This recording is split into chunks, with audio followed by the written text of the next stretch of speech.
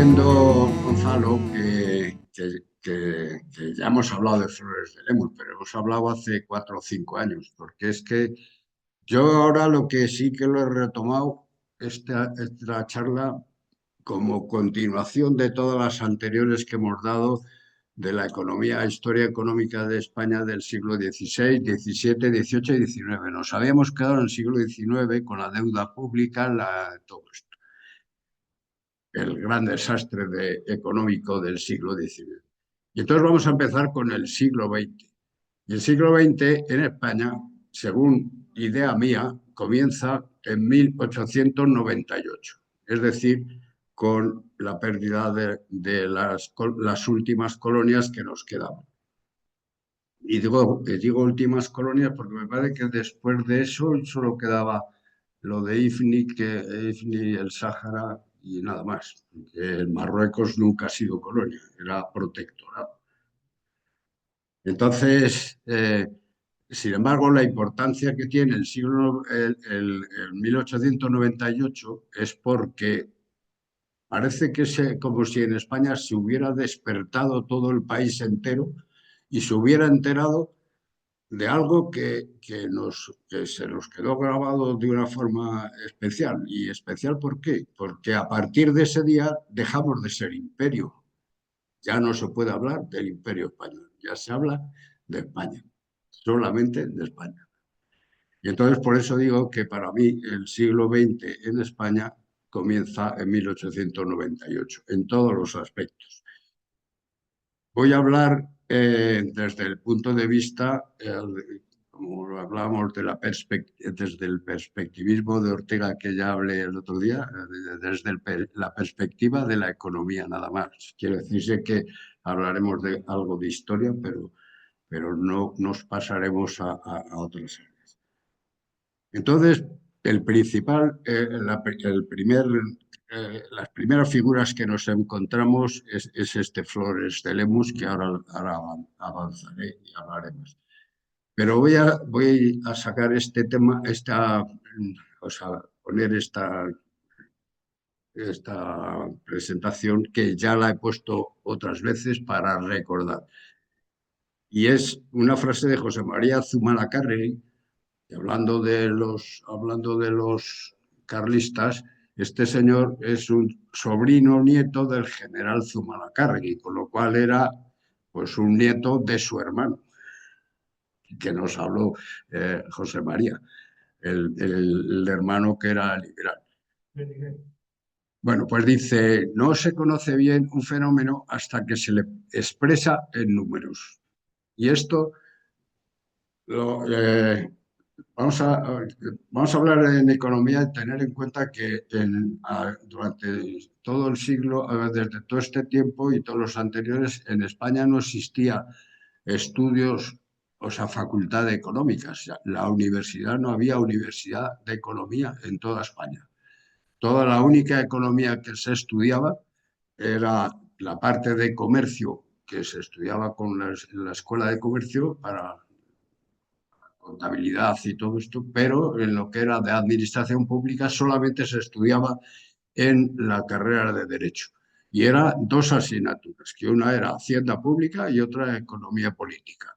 Y entonces todos estos economistas que surgen a principios del siglo XX en España han, han sido primero doctores en Derecho y se han especializado en las ramas estas de economía. Pues uno de ellos es este Zumalacárregui, y Flores de Lemus, que también. Pero el querer poner esto es porque lo importante que tiene la matemática en el cálculo y en los valores. Es decir, la valoración es importante en economía, la escala de valores es importante en economía, el cálculo es importante y la programación y todo eso es saber qué es lo que puede ocurrir o no puede ocurrir según las acciones. Por eso es tan importante. ¿Y por qué es importante en el caso de estos señores del principio del siglo? Porque son los primeros que estudian economía y matemática y econometría. Y lo van a estudiar en las universidades europeas, sobre todo en Alemania y en Inglaterra. Ya he dicho que inclusive he puesto la última, lo que decía Leibniz, nada existe si no permite su cuantificación. Y esto es lo que vamos a hablar de cosas que son de la realidad del mundo, o sea, no vamos a hablar de metafísica. Entonces, a mí la metafísica en economía está fuera de orden. No, no debe hablarse de metafísica en economía. Nos olvidamos de la metafísica y nos centramos en lo que es la realidad de la vida social en todo el mundo.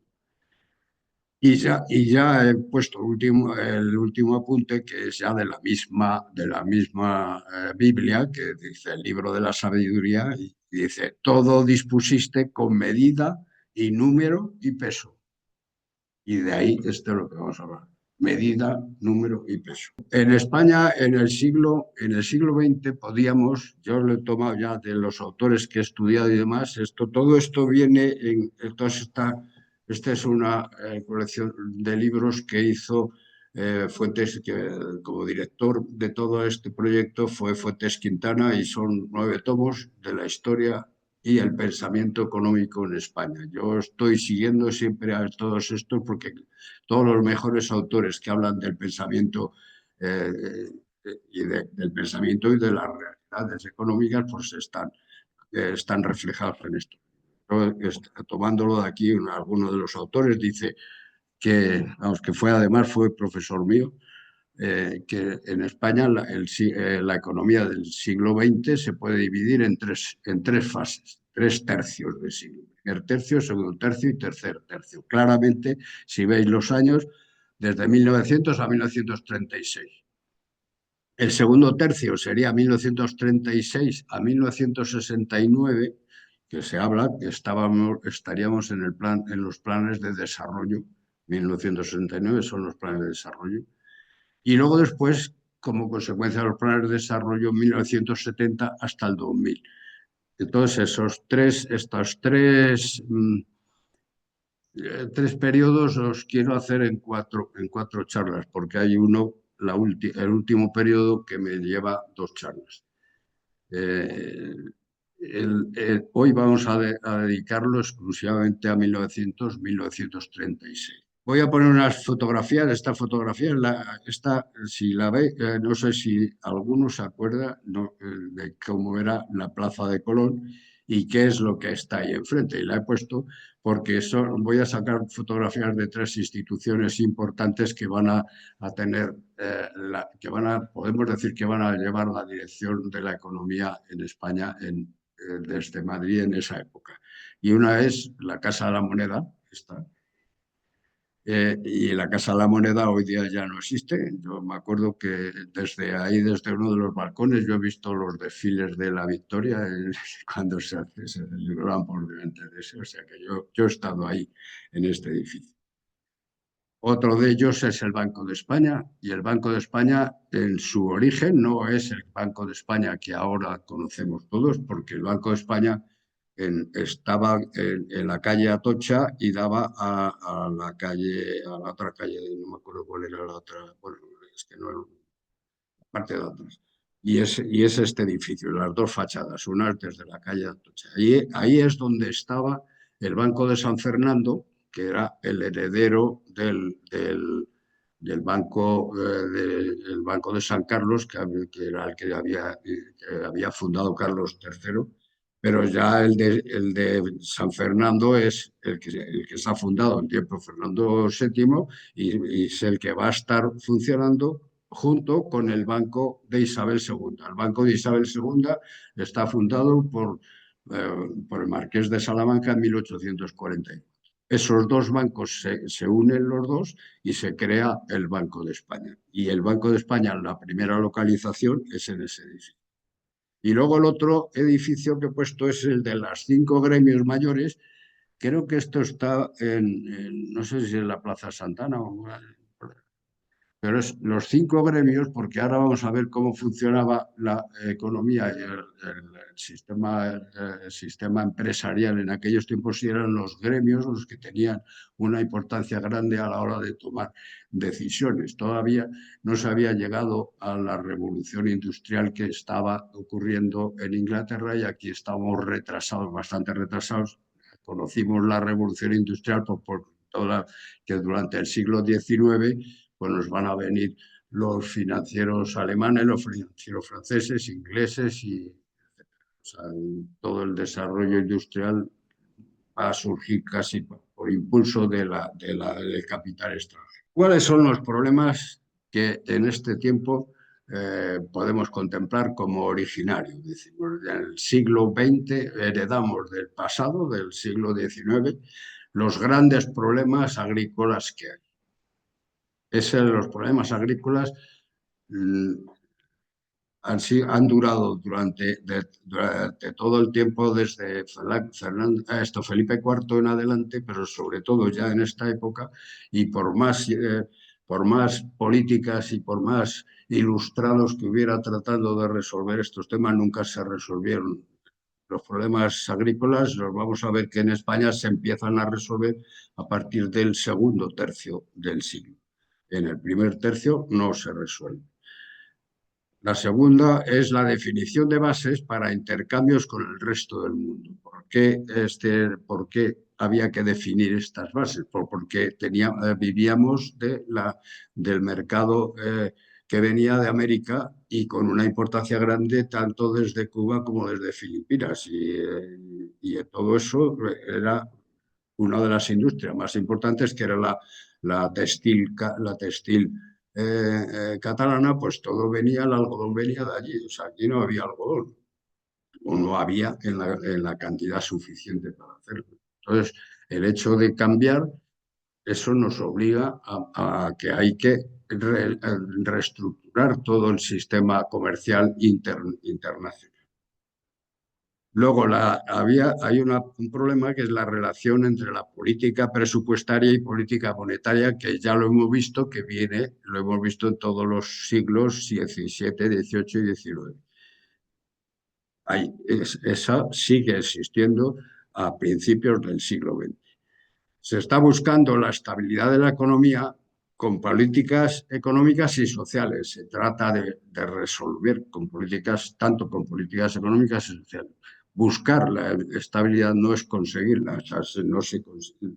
Eso veremos que a todo lo largo del siglo XX no vamos a conseguir una estabilidad económica suficientemente necesaria para progresar. Luego, otro de los problemas es la incapacidad del sector público. ¿Por qué? Pues porque hay una hacienda débil. Todas las leyes fiscales que existen vienen del siglo XVI, o sea, vamos, y de la Edad Media inclusive. Todavía hay impuestos que se siguen cobrando de la Edad Media. Hay los problemas de quién cobra, quién no cobra, como los tesoreros que había, y todo esto. La hacienda pública lo vamos a ir viendo a lo largo de la charla. Pero esto es uno de los problemas grandes. Y luego el otro problema, que estaría relacionado con el primero, con los problemas agrícolas, es la falta de la vida local, la vida de los ayuntamientos. Ayuntamientos es donde está toda la población, pero sin embargo con la distribución que venía del siglo XIX. Eso, pues lo del siglo XIX es ejemplar, ver todos los conflictos que hemos vivido, porque ya nos los han contado en de las guerras carlistas, y también lo conté yo en la economía y todo eso. Pues hay unos conflictos entre la administración local y la administración central. ¿Por qué? Pues porque los ayuntamientos tienen ingresos y servicios insuficientes. No tienen servicios tampoco. Ni tienen ingresos para cobrar, ni tienen servicios. Hay una fórmula que lo define Fuentes Quintana, precisamente en una de sus obras, que es el modelo castizo de la economía española. España se regía por un modelo castizo. Es a lo que estaba hablando de los de lo de los 5 gremios, la importancia que tenían, la falta de bancos, la falta de financiación y el sistema pues rudimentario de trabajar. O sea, en el campo se estaba trabajando con una tecnología del tiempo de los romanos. O sea, que esto es una economía y dice, y ese tipo de funcionamiento con los caciques en los locales, la mano de obra sin tener trabajo y sin tener garantías de trabajo, etcétera, pues todo eso es lo que llama Fuentes Quintana modelo castizo de la economía. Vemos que para ese modelo castizo, pues el cierre del mercado interno, o sea, el hecho de habernos quedado aislados del mercado internacional, entonces, ¿qué es lo que hacen los gremios? Lo de la economía castiza, digo, de los gremios, ¿qué es lo que hacen? Pues procuran buscar la protección integral, es decir, el proteccionismo. Entonces, el proteccionismo aquí existe a un nivel de proteccionismo, primero agrícola en los campos de Castilla, textil en Cataluña y el industrial del País Vasco. Porque esos tres gremios, por así decirlo, están buscando proteger sus productos para que se compren aquí y no se importen de fuera, aunque fuera sean más baratos y con una productividad más. Luego, el proteccionismo va a estar dificultando la libertad de mercado y entonces se va a quedar en un mercado interno. Luego hay una falta de política que garantice la estabilidad de precios y tipos de cambio. Al no haber libertad, pues no hay posibilidad de que se garantice esa estabilidad de precios. Unas fuertes presiones por parte de los industriales y de los banqueros y de los extranjeros pues, y los políticos pues van a estar impidiendo que los precios, que la economía se rija por los precios. Ya sabéis que la economía se rige por los mercados, no se rige por la política.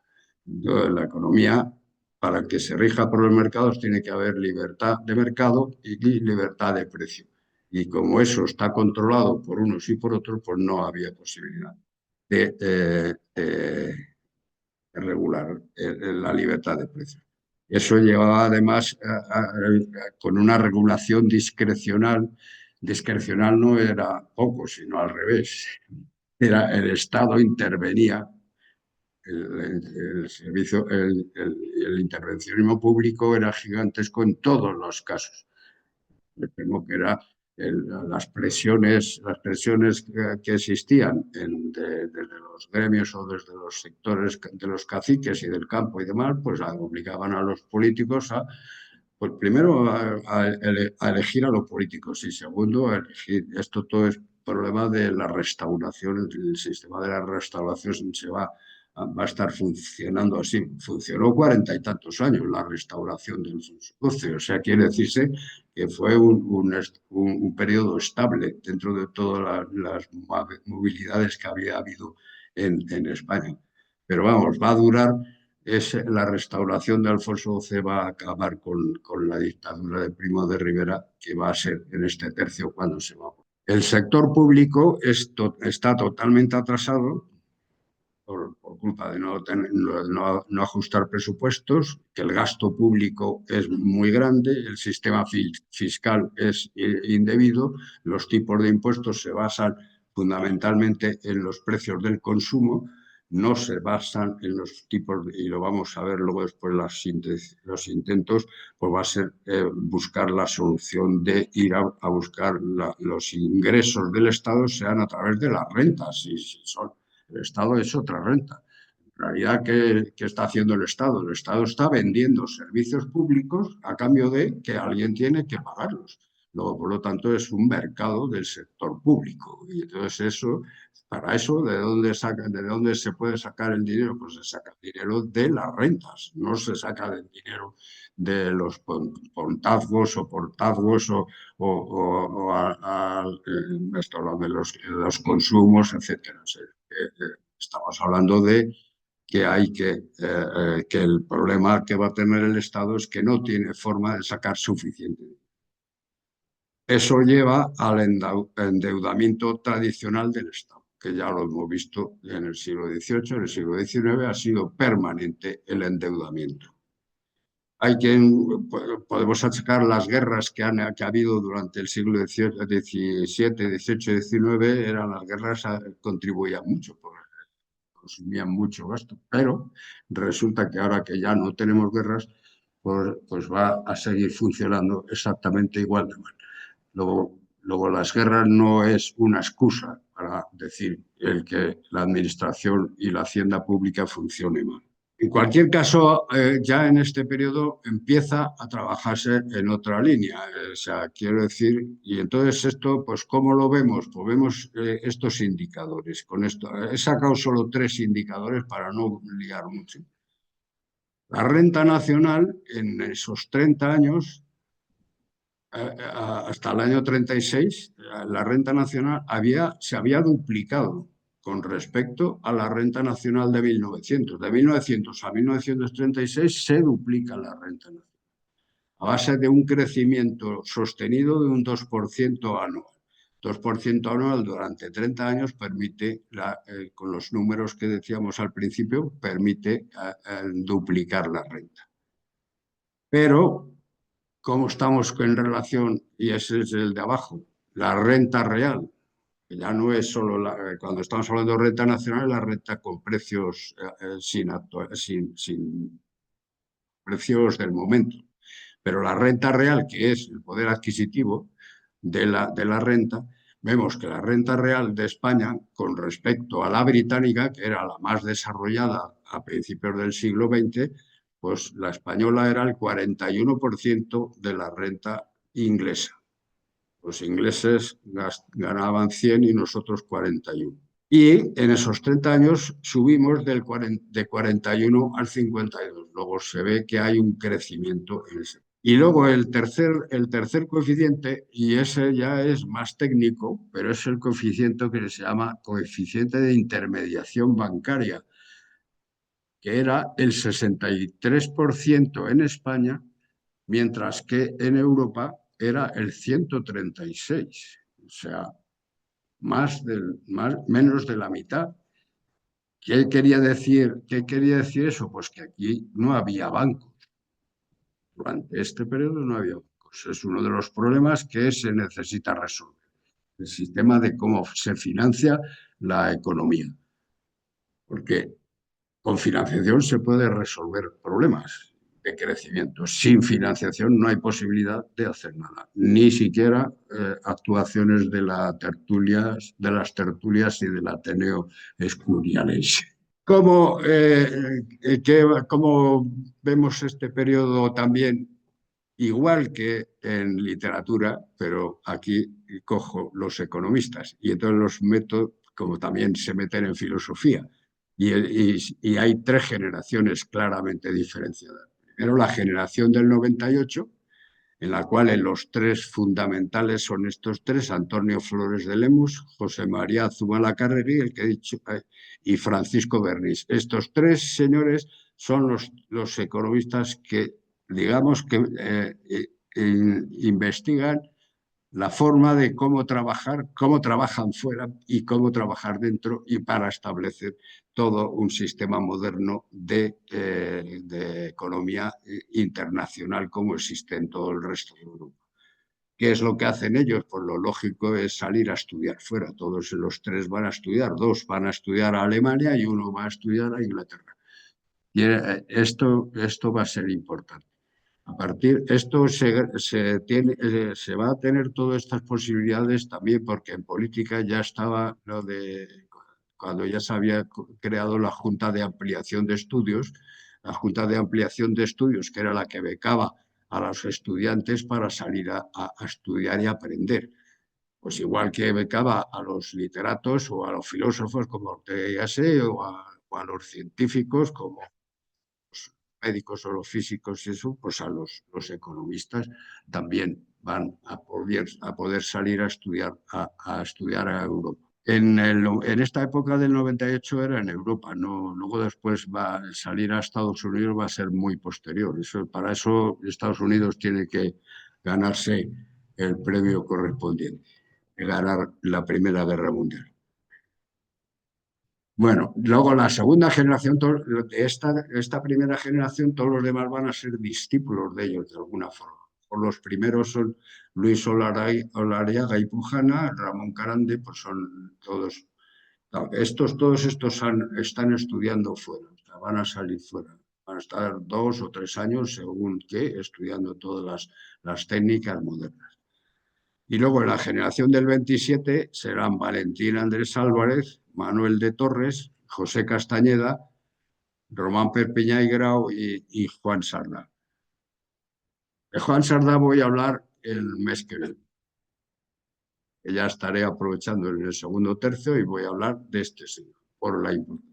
Pero todos estos van a tener importancia, estos de la generación del 27, porque son los que van a pensar que se necesita crear una universidad de economistas, exclusivamente de economistas en España. Una o dos o tres, las que sean.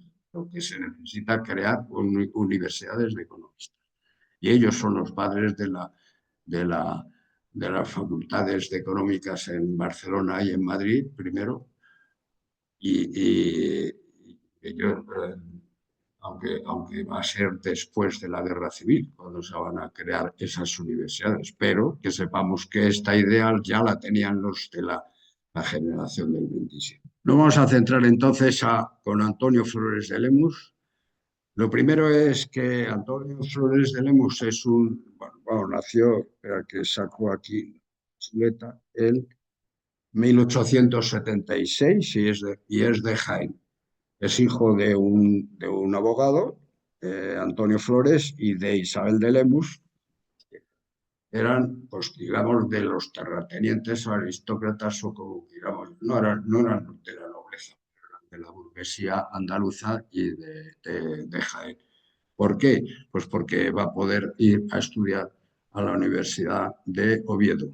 En la Universidad de Oviedo se ahora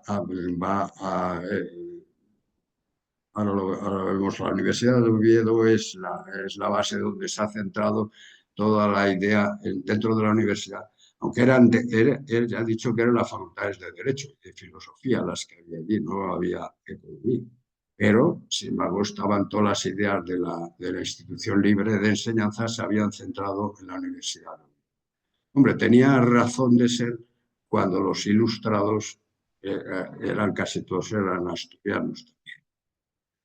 Bueno, y ahí a la derecha pues he puesto los estudios y maestros de Flores de Lemus en las universidades alemanas, que es donde él va a estudiar. Bueno, pues hay una comunicación. Esto aquí, esta edición es del Instituto de Estudios Fiscales y recoge, son 2 tomos que recoge todas las obras de Flores de Lemus y están publicadas aquí en España. Ahora mismo se puede consultar. De todos los archivos de Flores de Lemus los va a recibir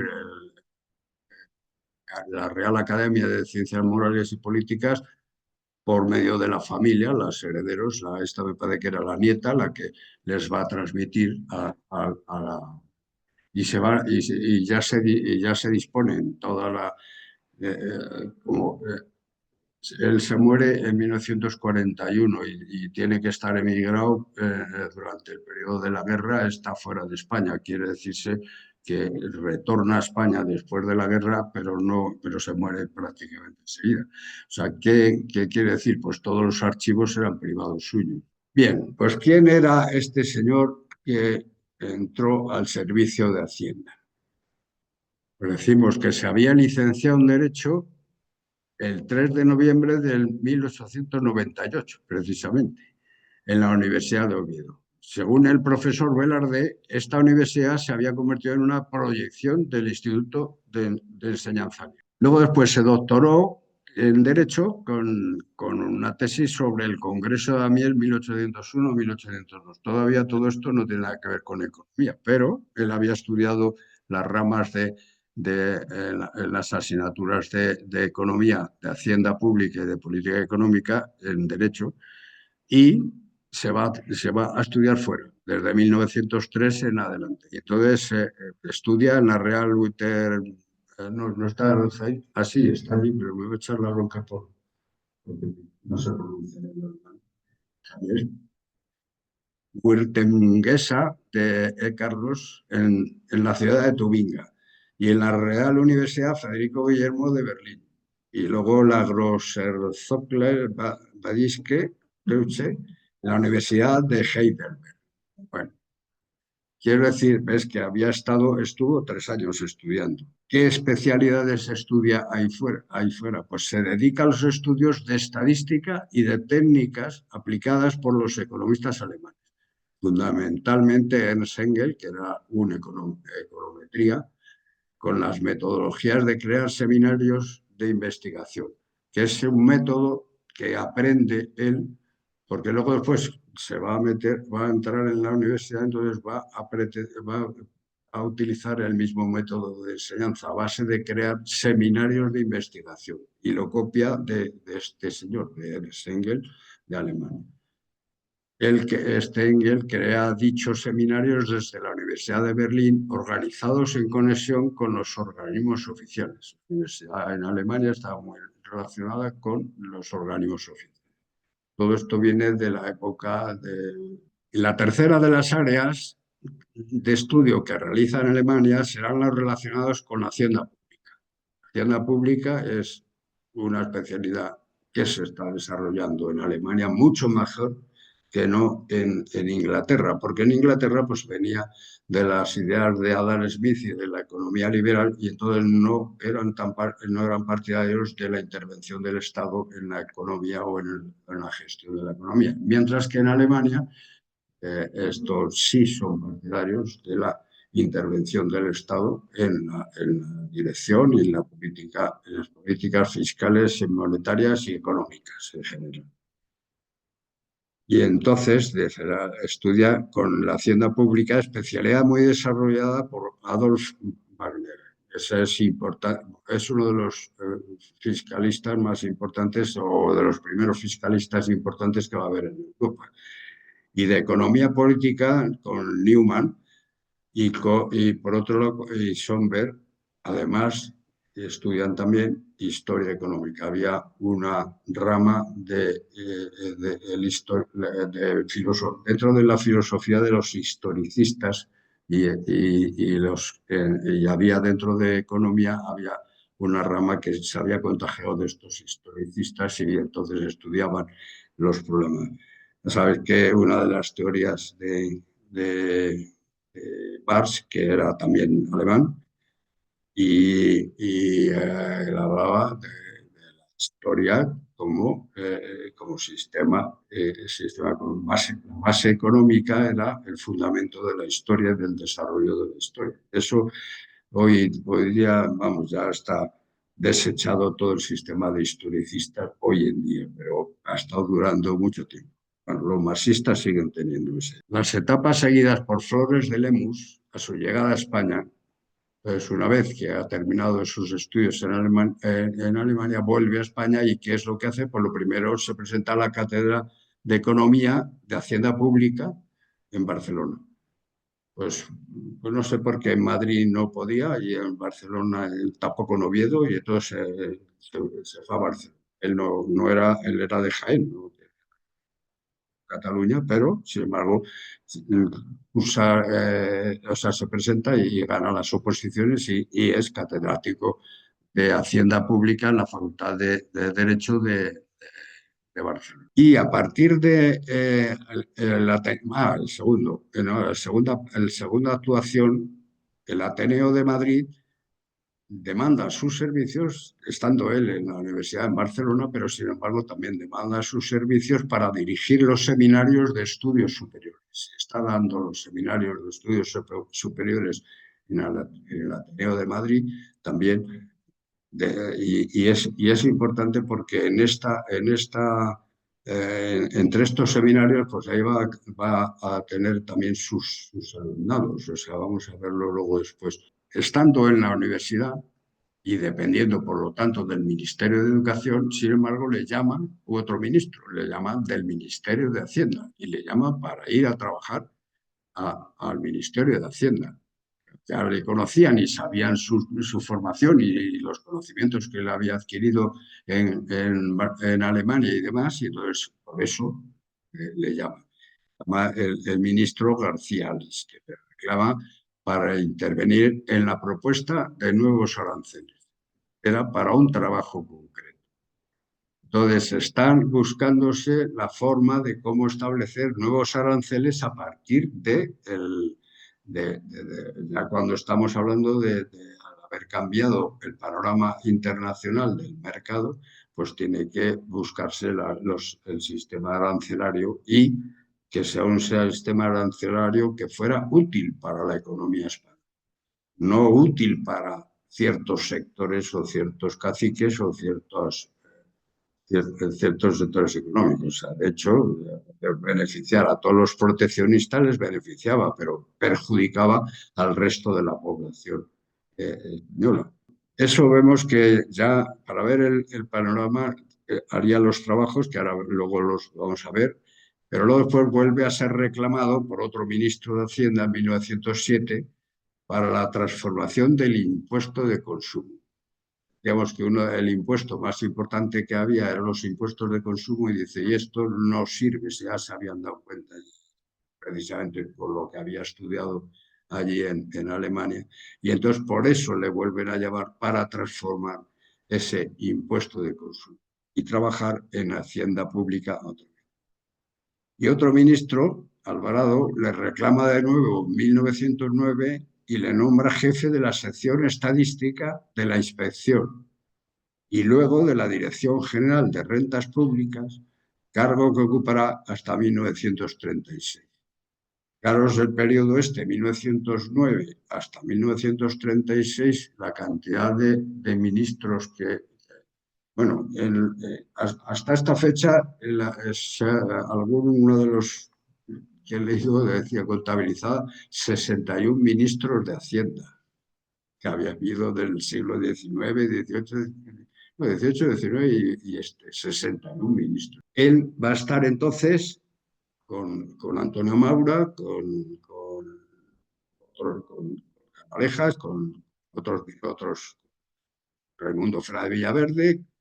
Cuando viene la dictadura de Primo de Rivera va a estar con Calvo Sotelo, que es el ministro de Hacienda, y cuando viene la República va a estar primero con la Primera República la República de Izquierdas de los 2 primeros años y luego va a seguir estando con la República de Derechas de los otros 2 años y va a terminar en 1936. Va a salir de España el 18 de julio porque luego lo vamos a ver, era consejero del Banco de España y se había opuesto a la salida del oro del Banco de España hacia Francia y hacia Rusia. Él fue de los que se pusieron.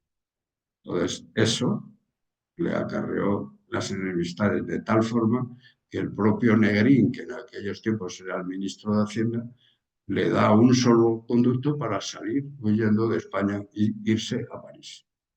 Si no sale de España, posiblemente lo hubieran matado por esa política. ¿Qué quiere decir esto? Pues que él está trabajando con todos los ministros, con todos los gobiernos y no tiene una diferencia política.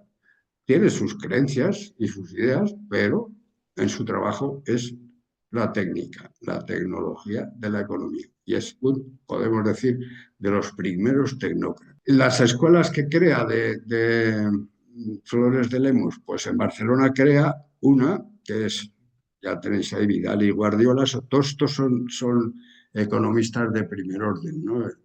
Luego una primera en Madrid, Ramón Carande, Agustín Viñuales, Gabriel Franco. Este Gabriel Franco va a ser el primer ministro de la República que va en tiempo de Niceto Alcalá Zamora. O sea, y es el que le va a llamar y le va a nombrar consejero del Banco de España. Y Luis Solariaga, que es otro de los importantes. En Madrid crea Rodríguez Mata, Valentín Andrés Álvarez y José Castaño. ¿Por qué Madrid viene a dar clase? Ya hemos dicho que desde el primero, en el Ateneo y luego después en la facultad. Y luego con la Junta de Ampliación de Estudios participa directamente porque es contratado por el presidente y él trabaja en la rama de buscando los estudiantes de economía para ir a obtener los. Entre ellos está Prado Sarrarte, Alberto Ullastres, José Vergara y José Mariana. Alberto Ullastre, ya sabéis que es el ministro que va a hacer el año, o sea, en marzo, cuando hablemos del plan de estabilización, va a ser el que lleve adelante el plan de estabilización por medio de Juan Sardá. O sea que es importante tener esto en cuenta, que todos estos son discípulos unos de otros. Luego, el hecho de ir creando todas estas escuelas de economistas que luego, pues a su vez, se van diversificando y van creando unas ramas importantes, pues podemos decir que a partir de es lo que da la oportunidad a que en España podamos tener estudios de economía a partir de este momento. Es verdad que nosotros no tenemos teóricos de ninguna escuela, fundadores de ninguna escuela teórica, pero los economistas no solo son teóricos, también son prácticos. Y estudiar las economías keynesianas o liberales o lo que sea, pues es importante y saber, sobre todo, ponerla en práctica. Casi todos ellos van a ser más bien prácticos de llevar a la práctica teorías de otros autores. Bueno, esto es una foto de uno de los grupos de Barcelona. Lo he sacado ahí para que lo veáis. Si le veis, él es el de en medio, que si veis se parece, así visto en esa foto, se parece a uno de los hermanos más, de Groucho Marx. Era mucho más alto que Groucho Marx. Bueno, problemas a resolver según Flores de Lemos. Con todo lo que hemos visto, la situación, pues bien, pues los problemas a resolver serían ¿cómo se resuelve todo eso? Porque el primero es en los problemas agrícolas. Lo primero que va a proponer va a ser resolver los problemas agrícolas arrastrados del siglo XIX. Lo segundo, sentar las bases para desarrollar los intercambios internacionales. Entonces ahí van a trabajar desde Hacienda para hacerlo de la ley de aranceles modernos. Armonizar la política fiscal y la política monetaria. Hay que tener en cuenta, que ya lo he hablado las otras veces, la importancia que tiene, porque la política fiscal puede hundir la política monetaria y la política monetaria puede hundir la política fiscal, y la necesidad de que haya esa armonización entre política monetaria y política fiscal. Que podemos decir que este es, y lo vuelvo, creo que ya lo he dicho, que este es el pecado de la Comunidad Europea, y es que no tiene armonizado la política monetaria con la política fiscal. La política fiscal la tiene, cada país tiene la suya, y lo único que tenemos es una política monetaria única. Pero la política fiscal debería ser única y de acuerdo con esa política. ¿No? Nos da todos los problemas que está dando en Europa desde entonces. Luego, el estabilizar el país ante el intervencionismo, que con tanta intervención del Estado, pues hay que estabilizar el país, que no esté en manos de los políticos exclusivos, fomentando la libertad económica y asegurando la competencia. Por lo que hemos dicho antes de que en economía todo funciona a través de los mercados, y los mercados libres son los que marcan los precios, y al marcar los precios libres y mercado libre, entonces existe libertad económica que asegura la competencia. Asegurando la competencia permite tener mayor eficiencia y mayor eficacia. Eficacia primero y eficiencia.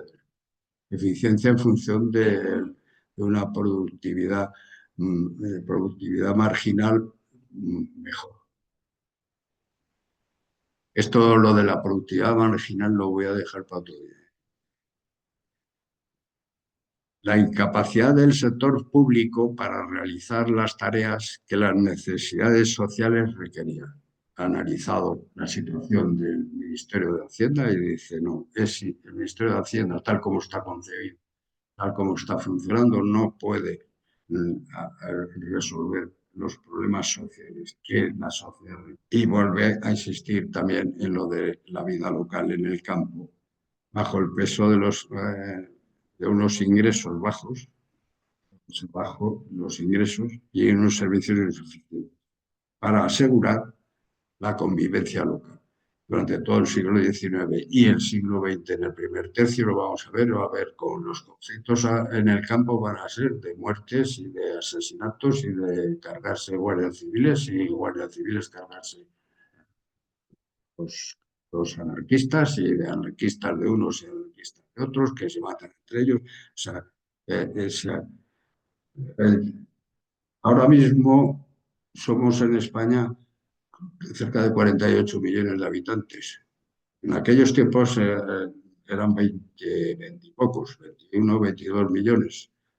Hay que tener en cuenta que en el año 36, para darnos cuenta del nivel de la falta de convivencia, en el año 36 había 1 millón de afiliados a UGT y 1 millón de afiliados a CNT, de 22 millones de habitantes,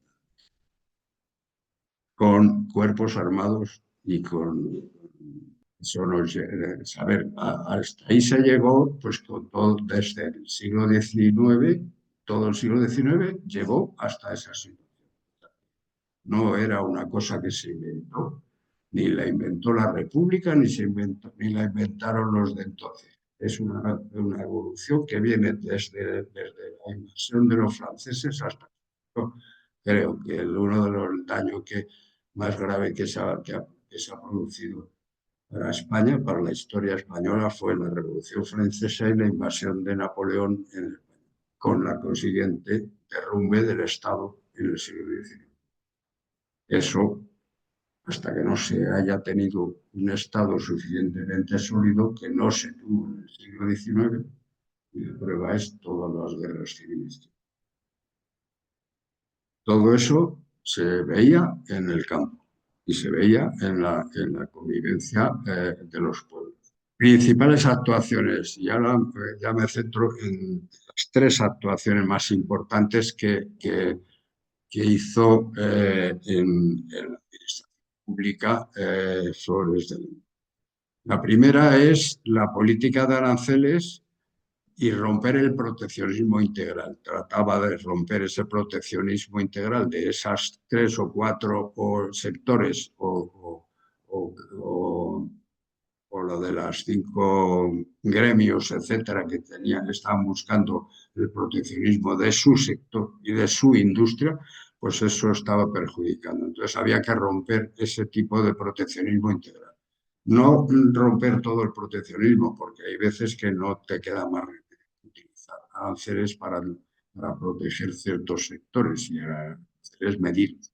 Otra cosa es saber bueno, también lo decía Leibniz, o sea, hay que medir según qué medida hay que poner y qué tipo de arancel es el necesario poner, porque muchas veces es necesario poner aranceles, si no, por ejemplo, no hubiéramos tenido trigo. O sea, el segundo es el dictamen de la Comisión de Patrón Oro, y esto tiene que ver con la política monetaria. El patrón oro, en esos tiempos existía el patrón oro como un dogma de fe, de tal forma que el oro era lo único válido y toda la moneda que se fabricaba, las monedas y los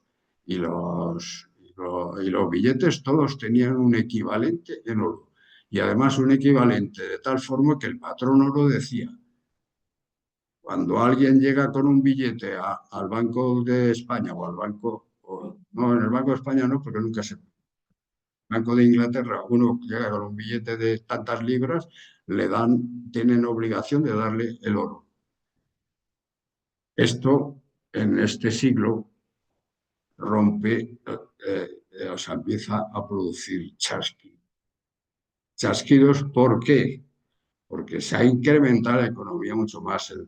La cantidad de oro se ha mantenido. El valor del oro puede subir o bajar, pero no. Dice que es equilibrado, pero no es verdad que sea equilibrado. Pero en cualquier caso, lo que sí que está claro es que la cantidad de transacciones, eso ya lo decía el otro en una de las charlas, las transacciones es importante. Con la teoría aquella cuantitativa es importante saber qué cantidad de billete y qué cantidad de oro. Y entonces se está planteando en los países, ya se está planteando quitar el patrón oro y no poner el patrón oro. Es cierto que el oro va a ser una reserva y es un valor que tienes, pero no que te lo puedan cambiar y no que puedas hacer el número de billetes equivalentes al oro que tienes, nada más. Porque el mercado y las transacciones son mucho más grandes que las que permite la cantidad de oro que tienes. Si nos mantenemos en patrón oro y solo tenemos una cantidad pequeña de oro y todas las transacciones tienen que valorarse en oro, a lo mejor no podemos vender ni podemos comprar. Y entonces no podemos montar industria ni podemos invertir. Entonces, el sistema financiero, y fijaros que uno de los datos que hemos visto ahí al principio de diferencia con respecto a Europa era la intermediación bancaria. Los bancos tienen un papel porque crean dinero que no tiene el respaldo y sobre todo que no tienen la obligación de ser transferido, o sea, trasladado el oro por... Y el tercero es la reforma fiscal silenciosa. Entonces, la reforma fiscal era necesaria una reforma fiscal porque el sistema, digamos que venía del siglo XVI, podemos decir del siglo XVI, puestos que venían de mucho antes, pero lo que era el sistema fiscal venía desde el siglo XVI, se había modernizado algo con Carlos III, pero no se había desarrollado. O sea, Carlos III, en tiempo de Carlos III se había creado el Banco de San Carlos, pero el Banco de San Carlos quebró y no hubo suficiente. Y luego después vinieron los franceses y se acabó con todo aquello. Y cuando la guerra de la independencia no había ningún sitio donde crear monedas y todo eso. Bueno, entonces dices, ¿cómo conseguimos una reforma fiscal? Fiscal y es de Hacienda, dice, ¿cómo conseguimos ganar impuestos suficientes para pagar los servicios que el Estado tiene que cumplir?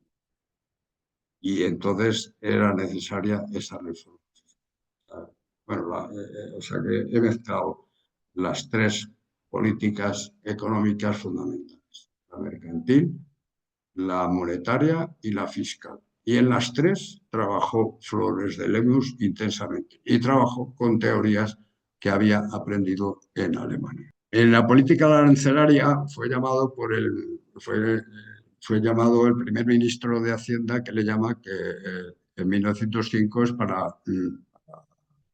adelante lo de la reforma de los aranceles, la política comercial. Dice, él había estudiado, ese es un trabajo que él hizo, bosquejo de la política comercial alemana durante el gobierno de los tres últimos cancilleres, de 1890 a 1895. Quiere decirse que él había estudiado la política comercial en Alemania.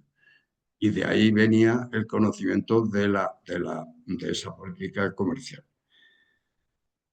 La reforma arancelaria era necesaria, también hemos dicho, desde que ya no tenemos las colonias y entonces hay comercios que hay que arreglar, porque se regían de una forma diferente. El comercio es importante, como el textil de Cataluña, y tener en cuenta todas las consideraciones materiales que quedaban afectadas por la reforma. Y luego estudiar las políticas intervencionistas.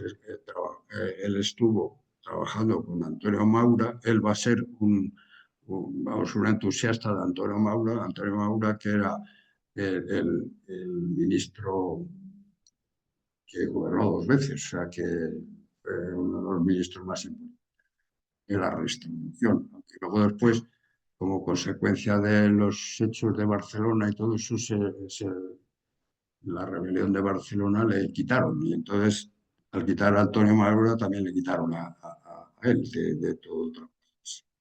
Sin embargo, en 1922 va a trabajar con Cambó para estudiar el arancel.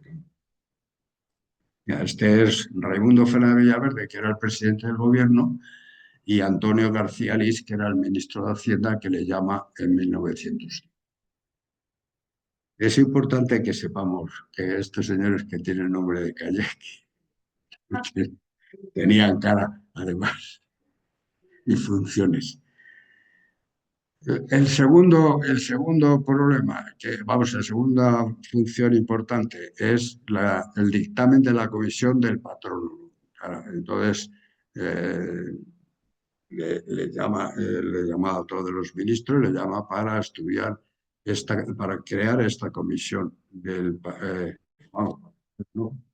Una comisión para trabajar dentro de la comisión para primero para la ordenación bancaria de 1921 y luego después bueno, eh, eh, eh, es que le he puesto en tres fases. Primero le habían llamado para la creación de la ordenación bancaria de 1921.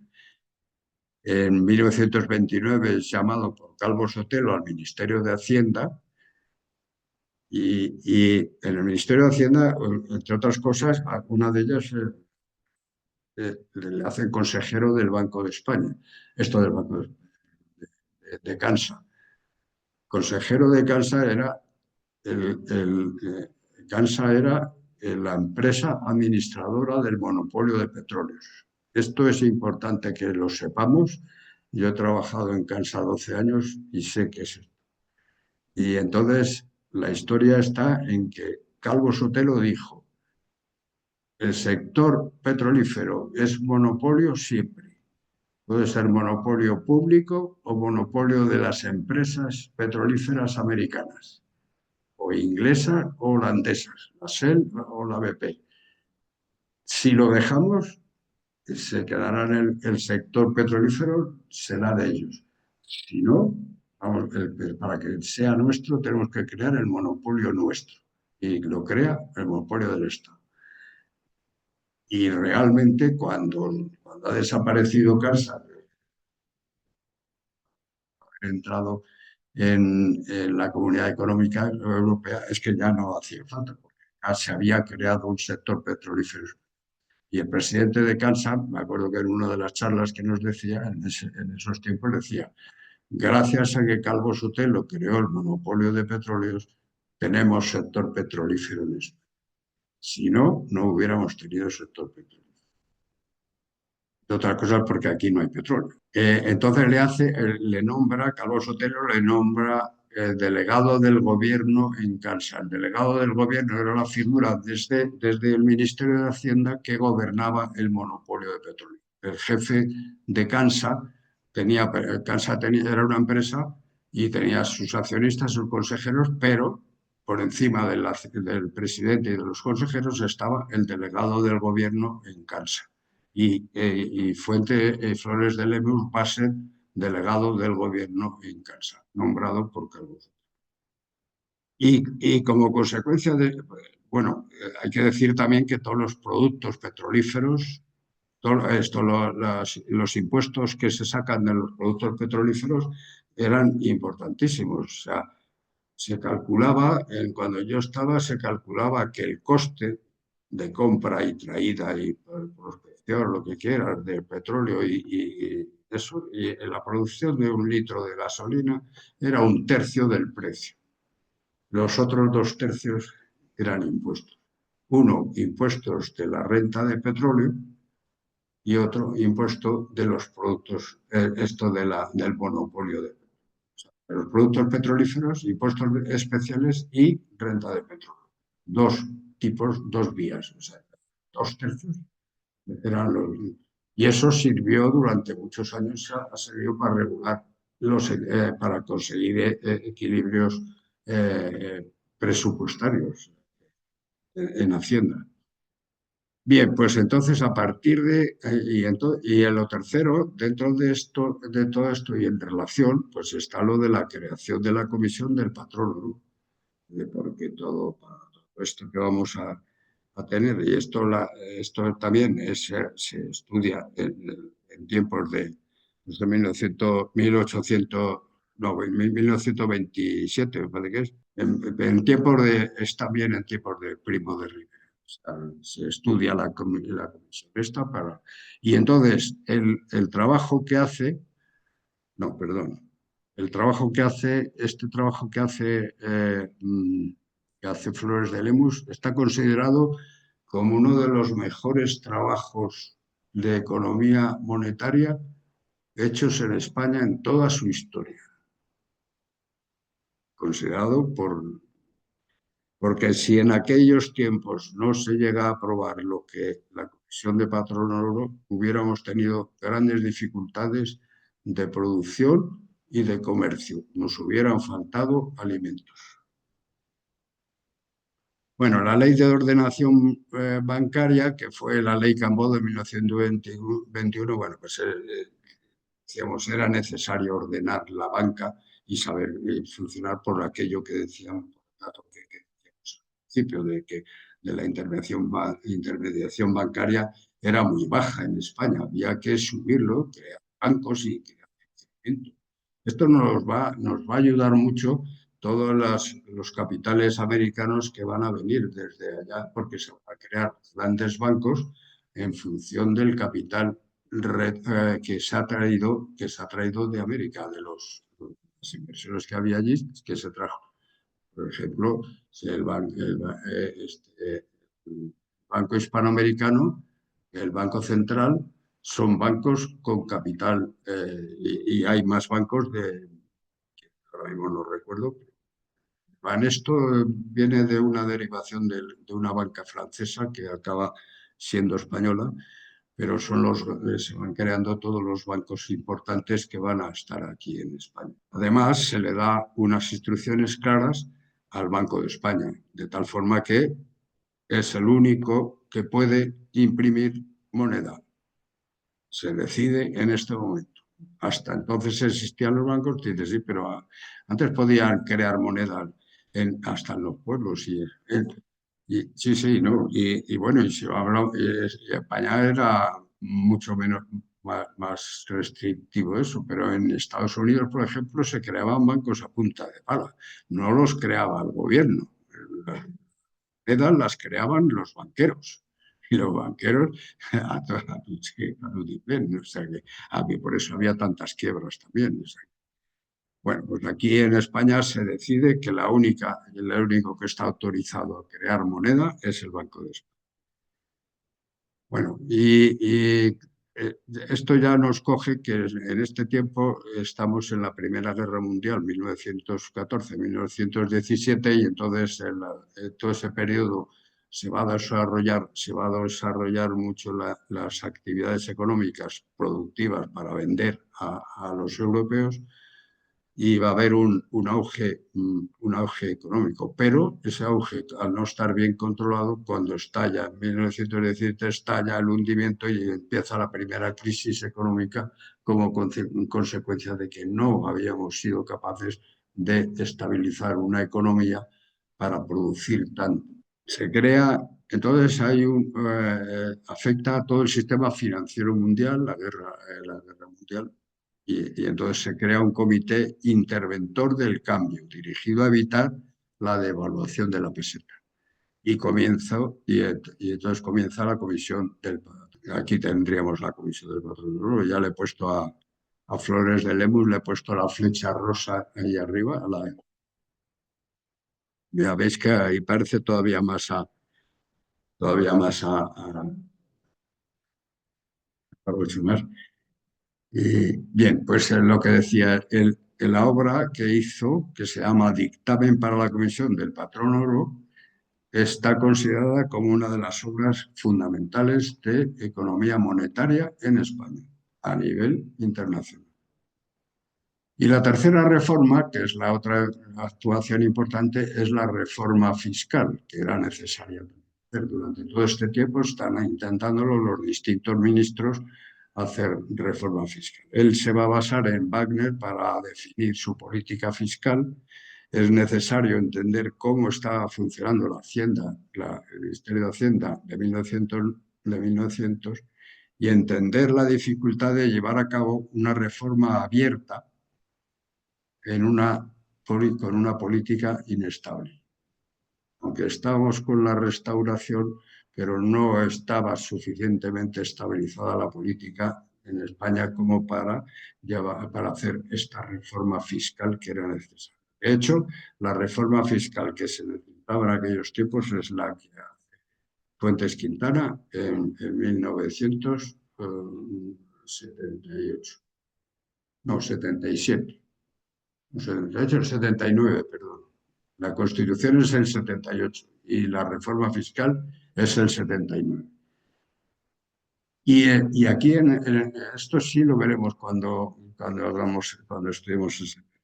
Pero veremos que aquí en el 79 sí estábamos ya adaptados para poder hacerlo, mientras que en esa época era totalmente imposible. ¿Por qué? Pues por culpa del Ministerio de Hacienda, que cómo funcionaba. Primero, el Ministerio de Hacienda había sido un ministerio creado desde Carlos III para acá y en el que no había unas atribuciones claramente definidas y establecidas. O sea, tenía o sea, unas competencias grandísimas de todos los sectores. Sus problemas afectaban a distintas áreas, apertura de la economía al exterior, que eso era comercial, no era fiscal, saldo deficitario del presupuesto, que era de todo el presupuesto completo, de todo, la influencia sobre la economía del sistema fiscal y la necesidad, y aquí es donde viene la necesidad de implantar el impuesto de la renta de las personas físicas. Este va a ser uno de los trabajos que va a intentar él durante todo el periodo que está. Tratar de implantar el impuesto de la renta de la persona física. No se implanta hasta 1970. Bueno, existe un sucedáneo durante el tiempo franquista que se llamaba, no me acuerdo si se llamaba de las personas físicas, pero era un impuesto que no responde a la primos. Y entonces dice que dentro del Ministerio de Hacienda, había unos condicionamientos políticos que dificultaban su funcionamiento. Bueno, una de las cosas es que la alternación de los gobiernos, de los liberales y los conservadores, y los caciques que modificaban y controlaban las elecciones, etcétera, etcétera, pues es que cuando llegaban al ministerio ocurría que cuando acababan de ministros se llevaban a todos los funcionarios que eran de ese ministro. Se les llamaba cesantes, se quedaban cesantes en sus casas. Luego, todos los funcionarios que estaban trabajando en una línea, cuando cambiaban de ministro, tenían que irse a casa y volver. El trabajo suyo que estaba haciendo, ¿qué pasa?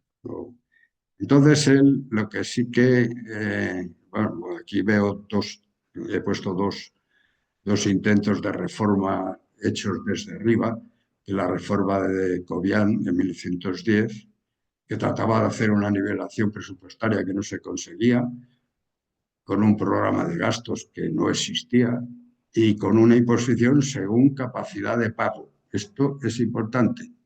Impuesto según capacidad de pago, no según necesidad del ministerio, sino según capacidad de pago del ciudadano.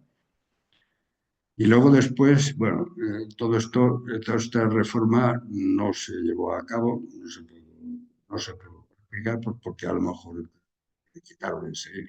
Y luego hubo otra en el 1932, y esto ya es en la época que ya no está la dictadura, esto ya estábamos en plena república, eh, hasta el principio de la república, y con la idea de crear impuestos sobre productos, impuestos sobre beneficios sociales, imposición personal sobre la renta, imposición patrimonial e impuestos sobre el gasto. Pues todo esto no se hizo nada. Esto Hacienda pasa 2 o 3, el mismo ministerio en los 2 años que estuvieron unos, y cuando vinieron los otros hubo 3 o 4. Entonces, ¿qué es lo que se le ocurre a Flores de Lemos? Pues hacer una reforma silenciosa como alternativa. Es decir, desde dentro, trabajando como él era, hemos dicho que era jefe del servicio de inspección y de rentas y todo eso, pues él utiliza, al no existir la posibilidad de la reforma legal, pues instrumentaliza el funcionamiento del propio ministerio y del equipo de funcionarios. Entonces, hace una guerra soterrada para ir modificando impuestos. ¿Y cuál es la línea? Pues la línea es ir tocando los impuestos del consumo, irlos quitando y modificándolos a favor de crear los impuestos sobre la renta. Los impuestos sobre la renta o sobre los beneficios. Las rentas en las personas físicas y las rentas en las... Bien, pues con esto voy a dar ya solo las conclusiones que yo saco. La economía la gestionan mejor los tecnócratas, pero siempre estarán condicionados por los políticos, aunque será la sociedad civil la que tome las decisiones de la vida económica. Con estos 3 principios llega el último, que es: el futuro dependerá de a quién hará caso la sociedad civil, a los tecnócratas o a los políticos. Esta es la bibliografía que he hecho.